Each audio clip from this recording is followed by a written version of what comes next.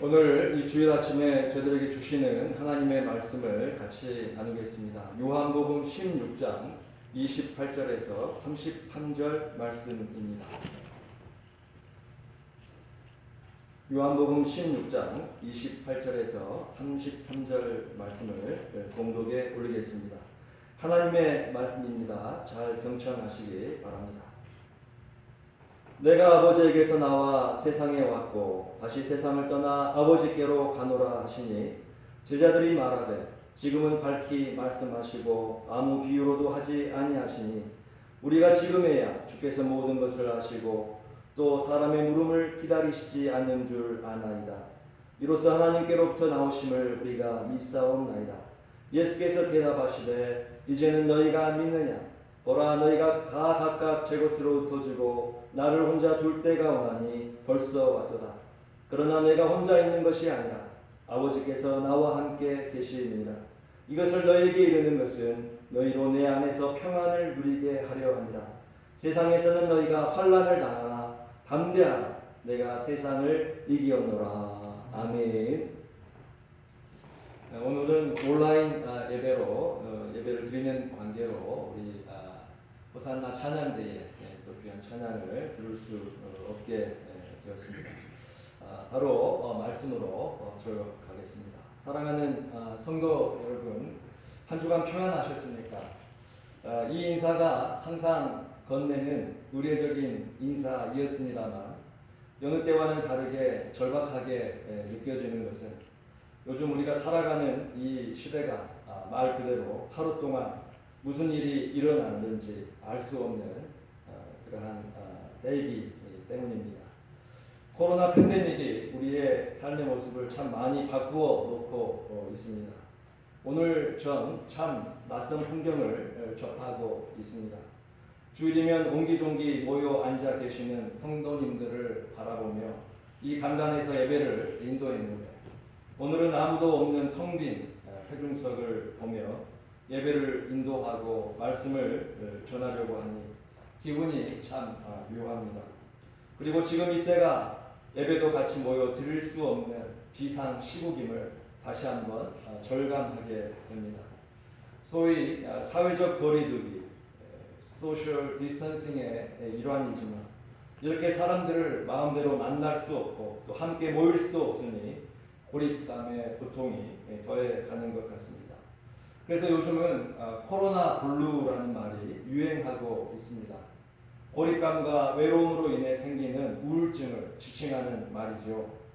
세상이 우울하고 사는 것이 우울해 보입니다. 그러나 우리 그리스도인들은 이러한 우울한 환경에 지배당해 우울하게만 살아서는 안 될 것입니다. 오히려 이러한 어려운 시간과 낯선 환경을 허락하신 하나님의 깊은 뜻을 깨닫고 환난 중에서도 우리와 함께 하시는 하나님의 그 임재를 깊이 체험하며 환경을 초월한 기쁨과 평강을 누릴 수 있는 기회로 삼을 수 있기를 바랍니다. 지난 금요 기도에서 나눈 말씀입니다만은 코로나 팬데믹은 먼저 우리에게 회개를 촉구하는 하나님의 확성기다라는 생각을 해봅니다. 그때 한국에 계신 어떤 목사님의 기도문을 여러분들과 나누었는데 그 가운데 오늘 우리가 같이 모일 수 없는 이러한 상황과 관련해서 일부만 다시 나누기를 원합니다. 주님, 우리는 지금 평범한 일상이 다시 오기를 간구합니다. 매일매일의 일상이 가장 큰 축복임을 이제라도 알게 하시니 감사드리며 그동안 주님이 주신 행복을 곁에 놔두고 행운을 찾아 헤맸던 죄를 용서하시며 무엇이 가장 소중한 축복인지 깨닫게 하여 주십시오. 주님, 모이는 교회를 막으시는 것은 그동안 한국교회가 세상 속에서 빛과 소금의 역할을 전혀 감당하지 못한 채 자기들끼리 모이는 일에만 힘쓴 것에 대한 벌처럼 느껴집니다. 우리의 믿음의 현장이 교회가 아닌 세상임을 알려주시는 주님의 교훈이 분명한 것 같습니다. 교회보다 교회 밖에서 더 빛나는 그리스도인이 되도록 우리가 모두 다시 노력하게 하여 주십시오. 교인이 5만이니 10만이니 하는 것이 모두 거품인 것을 알게 하신 주님, 하루아침에 예배당의 교인들은 없어질 수 있음을 깨닫게 하시니 감사합니다. 목사의 관심이 교인의 수에만 있고 교회의 자랑이 그 크기에만 있었다면 이제 그 마음을 돌이켜 우리의 참된 자랑이 무엇인지를 생각하게 하여 주십시오. 나의 자랑이 천박한 교회 크기가 되지 않게 하시고 내 기도의 강구가 경쟁에서의 승리가 되지 않도록 도와주십시오. 오직 존귀한 그리스도 예수만이 우리의 자랑이 되게 하여 주십시오. 우리로 깊이 생각하게 만드는 기도문입니다. 코로나로 인해 사망한 사람들의 수가 세계적으로 1만 명이 훌쩍 넘었습니다. 우리 주위에서도 이러한 안타까운 소식들이 들려오기 시작합니다. 그러면서 인간의 생명에 대해서 다시 생각해 보게 됩니다. 눈에 보이지도 않는 바이러스로 인해 이렇게 쉽게 쓰러져가는 생명을 보면서 인간의 생명이라는 것이 참 이러한 것이구나라는 그런 생각과 함께 세상 이렇게 살아있다는 것에 대한 감사의 마음이 일깨워집니다. 여러분들은 어떠십니까? 여러분들은 생활하시면서 이렇게 생명을 가지고 이 세상에 살아가는 것이 참 좋고 참 감사한 일이다라는 생각을 얼마나 자주 하십니까? 우리가 생명이 귀하고 우리에게 주어진 시간이 귀하다는 것 잘 알지만 일상의 삶에서 정말 이 생명을 감사하고 누리지 못할 때가 많은 것 같습니다. 지난주는 참 날씨가 좋았습니다. 그래서 한날 온종일 집에만 있는 것이 답답해서 가족들과 바깥 나들이를 했습니다. 사실 이거 권장할 만한 일은 아닌데 저희 가족들은 그렇게 밖에를 나가 보았습니다. 세상에 어수선함에도 불구하고 봄에 새롭게 피어나는 세상이 참 아름답다라는 생각을 했습니다.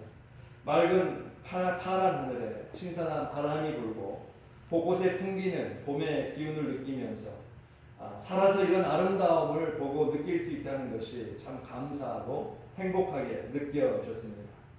그 가운데 우리 삶에 있어서 중요한 것 중에 하나가 세상 속에 있는 이러한 아름다움과 미를 발견하고 볼 수 있는 눈과 마음이 아니겠는가라는 생각을 해보았습니다. 더 나아가서 우리 아이들이 이 자연세계를 통해 느낄 수 있는 이러한 미뿐만 아니라 우리의 삶의 모든 영역에서 참 사는 것이 아름답고 좋다고 느끼면서 행복한 인생을 살 수 있기를 기도해 보았습니다. 그러면서 자녀들을 생각하며 기원하는 이 마음이 우리 하늘 아버지이신 하나님의 마음이겠구나라는 생각을 하게 됩니다. 하나님께서는 하나님의 사랑하시는 자녀들이 하나님 주신 그 생명을 감사하며 그 생명을 아름답게 한껏 누리며 살기를 원하신다라는 것입니다. 때로 우리 삶이 버겁고 또 힘들어서 삶에 대한 감사를 잃어버리고 불평하고 원망하는 마음으로 지낼 때가 있습니다만 우리에게 주어진 생명의 시간이 그리 길지 않는 것을 생각하면 하루하루를 정말로 주님 주신 값진 선물로 여기며 감사와 기쁨 가운데 지내야 함을 깨닫게 됩니다. 우리 인생은 슬퍼하고 노여하고 아파하고 그렇게 살기에는 너무나도 짧고 아까운 것입니다. 봄날 산책을 하면서 이런 생각을 하게 됩니다. 이제 내 생애에 이러한 봄날을 몇 번이나 맞이할 수 있을까? 정상적으로 건강하게 산다 하더라도 그렇게 많지 않겠구나. 또 미래를 기약할 수 없는 게 우리 인생인데 어떤 일로 세상을 일찍 떠나야 한다면 이러한 즐거움이, 이러한 기쁨이 항상 보장되는 것은 아니구나. 그러니 순간순간을 이 세상의 마지막인 것처럼 살아야겠구나. 이런 생각입니다. 우리가 다 아는 사실 아닙니까? 그런데 정작 우리 사는 그런 모습을 보면 이 세상에서 영원히 살 것처럼 생각하고 것 같습니다. 여러분, 우리가 생명을 누리는 것을 당연하게 생각해서는 안 됩니다. 자신의 의지와는 상관없이 이 세상에 태어났으니까 그저 살고 싶은 대로 살다 가면 된다고 그렇게 여겨서는 안 됩니다. 하나님께서 우리를 사랑하셔서 이 귀한 생명을 선물로 주시고 그 생명을 살게 해주신 것입니다. 여러분, 이 세상에서 사는 것이 참 좋지 않습니까? 이 생명 가지고 먹고 자고 일하고 놀고 배우고 사랑하고 느끼며 나누며 살아가는 이 모든 것이 참 감사하고 즐거운 일 아닙니까? 만약 우리에게 생명이 없다면 우리가 어떻게 이 모든 것을 누릴 수 있겠습니까? 어떤 사람들은 사는 것이 너무 힘들고 고통스러워서 차라리 세상에 태어나지 않았더라면 하고 바라기도 하지만 그러한 고통조차도 생명이 있어서 느끼는 것이기에 사실 생명보다 앞서는 것은 아무것도 없는 것입니다. 생명이 없다면 이 세상의 그 어떤 것도 자신에게 아무런 의미가 없고 모든 것이 무의미인 것입니다. 여러분, 늙어가는 것도 그렇습니다. 우리가 늙어가는 것을 한탄하고 짧은 생을 아쉬워하지만 우리가 마음을 비우고 우리 삶을 간조해 본다면 그 시간만큼 살 수 있는 것도 얼마나 감사한 일인지 모릅니다. 여러분, 그러므로 살아있음을 정말 감사하고 그 생을 경축하고 항상 기쁘고 즐겁게 살아가시기 바랍니다. 우리 삶의 기쁨과 감사를 좀먹는 그런 요소가 있다면 그러한 것들이 우리의 삶을 더 이상 지배하지 못하도록 우리의 생각과 마음과 환경을 변화시켜 나가야 할 것입니다. 여러분, 요즘 사시는 게 참 힘들죠. 코로나로 인해서 모두가 그렇습니다만 우리 성도님들의 그 각 개인과 가정의 형편을 이제 점점 저도 알아가게 되면서 우리 가운데도 참 버거운 그런 삶을 살고 계시는 분들이 많구나라는 것을 알게 됩니다.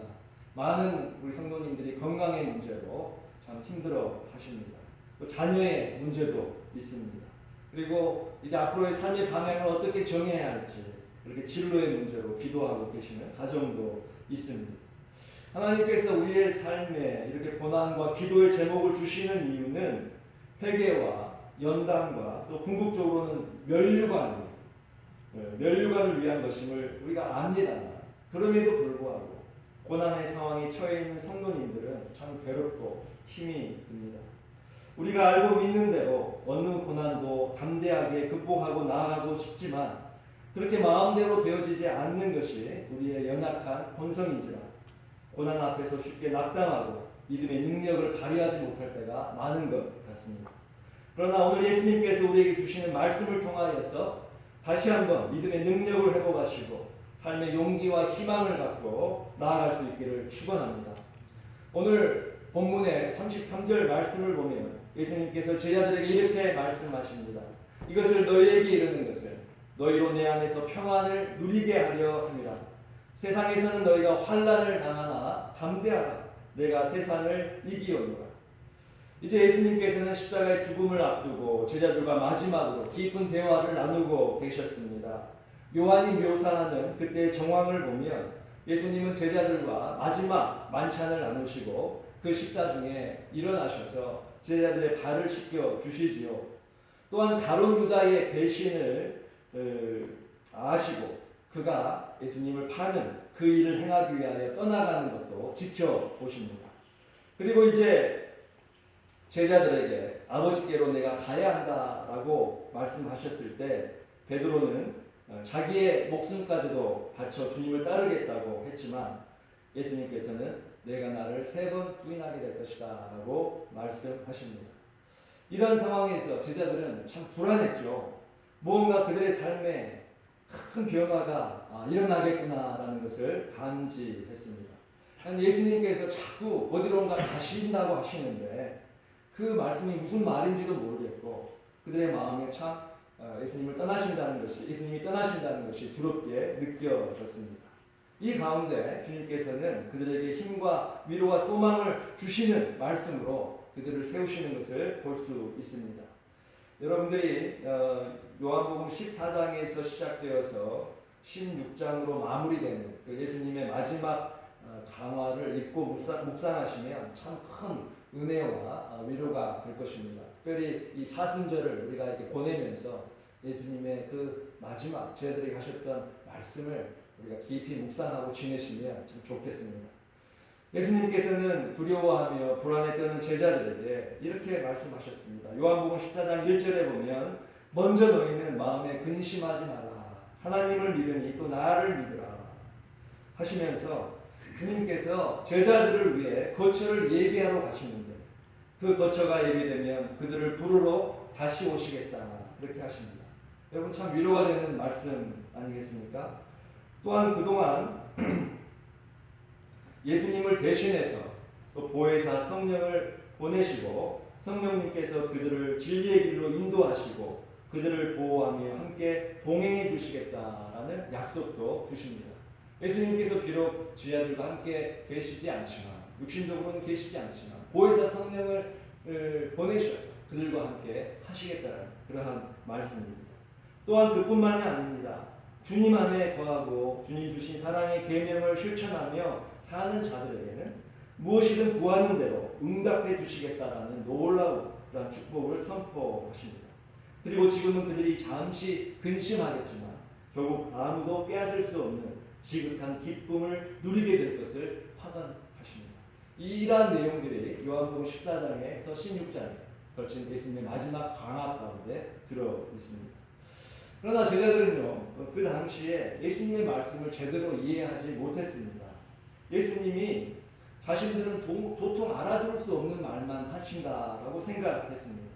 그러나 주님께서는 멀지 않는 그런 장래를 바라보시고 제자들이 이 말씀을 곧 현실로 경험하게 될 것을 아시고 확신 가운데 이렇게 말씀하셨던 것입니다. 그렇습니다, 여러분. 우리 신앙생활은 이렇게 미래에 대한 약속과 관련된 것이 참 많습니다. 당장 현재에 보이고 누리는 것이 아닐 때가 많습니다. 그래서 많은 사람들이 눈에 보이는 그런 현실이 아니기 때문에 믿지를 못하고 기다리지 못하고 또 쉽게 믿음의 길에서 낙오하곤 합니다. 그러나 이 약속이 하나님의 약속임을 믿고 그 약속하신 하나님을 온전히 신뢰한다면 이 약속을 믿고 소망 가운데 인내하며 기다릴 수 있는 것입니다. 소망 가운데 인내하는 것, 바로 이것이 우리 믿음의 핵심적인 요소가 아니겠습니까? 자, 그렇다면 예수님께서 약속하신 이 말씀들이 어떻게 이루어지는지 잠시 보겠습니다. 여러분, 정말로 예수님의 이 약속이 말씀대로 이루어졌습니까? 이루어졌죠. 이루어졌습니다. 복음 안에서 이 모든 약속은 예가 되었습니다. 주님께서는 십자가에서 우리를 위한 구속의 사역을 온전히 이루셨습니다. 이로 인해 우리는 구속, 곧 죄사함과 영생을 얻게 되었습니다. 우리는 천국에 우리의 영원한 집이 예비되어 있음을 믿습니다. 주님께서 우리를 위해 예비해 두셨습니다. 은혜로 얻은 것입니다. 이제 주님의 때가 되면 우리는 주님께서 마련해 두신 그 거처로 가서 주님과 함께 거하며 영생 복락을 누릴 것을 믿습니다. 예수님은 제자들에게 약속하신 대로 우리에게 다시 오셔서 그 천국의 영원한 집으로 우리를 인도해 가실 것입니다. 이러한 믿음과 영생의 소망이 분명하고 확실하다면 죽음의 문제는 능히 극복될 수 있습니다. 이 세상의 삶의 유한성을 인정하고 주신 생명이 하나님의 선물임을 감사함으로 받아들인다면, 그리고 무엇보다도 예수 그리스도의 복음 안에 있는 참된 그 영원한 생명을 믿는다면 이 세상을 담담히 뒤로하고 오히려 기쁨과 기대 가운데 그 영원한 생명의 세계로 들어갈 수 있는 것입니다. 여러분, 예수님을 믿는 수많은 성도들이 그 길을 갔습니다. 그들은 죽음을 겁내지 않았습니다. 오히려 주님과 복음을 위해 자신의 생명까지도 기쁨으로 드렸습니다. 어떻게 그렇게 할 수 있었겠습니까? 그들이 복음이 주는 놀라운 하나님의 세계를 실제로 믿고 경험했기 때문입니다. 그들은 복음의 그 능력을 실제로 누렸다라는 것입니다. 그래야 사도 바울은 내게 사는 것이 그리스도니 내가 죽는 것도 유익하다라고 선포했습니다.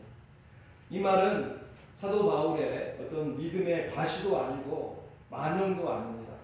복음의 능력을 맛보고 그것에 압도당한 사람에게서 나오는 진실한 고백이었던 것입니다. 또한 예수님이 약속하신 보혜사 성령님은 어떻습니까? 예수님께서 승천하시고 얼마 안 되어서 성령께서 강림하시고 그 성령의 충만을 받은 제자들과 성도들이 놀랍게 변화되어서 이 세상을 뒤집어 놓지 않았습니까? 그 모든 것은 성령님의 역사였습니다.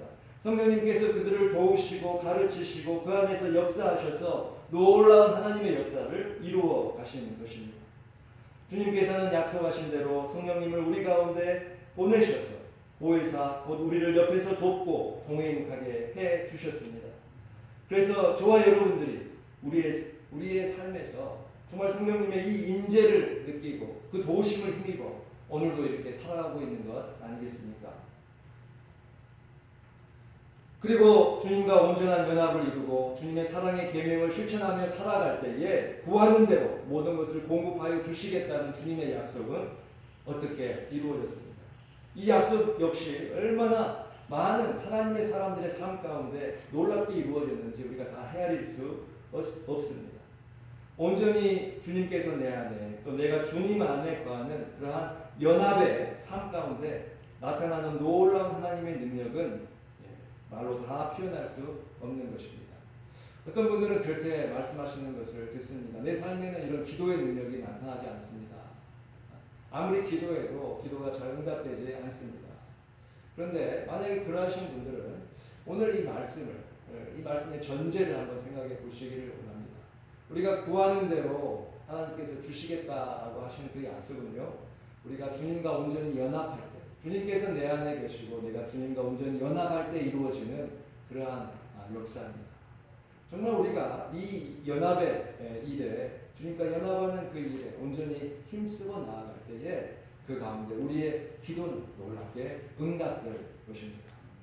그 연합 가운데 예수님의 사랑을 본받아 자신을 드려 사랑의 실천 가운데로 나아갔던 수많은 성도들이 경험했던 그 하나님의 채우시는 그 은혜는 우리가 직접 경험해 보지 않으면 모르는 것입니다. 또 주님께서 우리에게 주시는 기쁨과 평강은 또 어떠할까요? 어떤 삶의 환경과 조건이라도 초월하는 그 기쁨과 평강이 아니겠습니까? 우리가 잠시 근심할 때도 있지만 우리와 함께 하시고 우리를 위해 일하시는 하나님을 신뢰할 때 주시는 그 기쁨과 평강이 여러분과 저의 삶 가운데 있지 않습니까?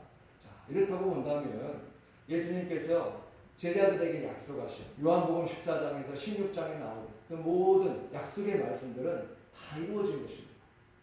그 일은 예수님의 십자가의 죽음과 부활로 인한 복음의 역사를 통해 우리 가운데 이루어졌습니다. 주님을 알고 믿고 복음 안에 있는 놀라운 하나님의 그 은혜와 능력을 체험한 자들은 이제 이 예수님의 약속의 그 말씀이 실제요 현실이라는 것을 우리가 담대하게 증거할 수 있습니다.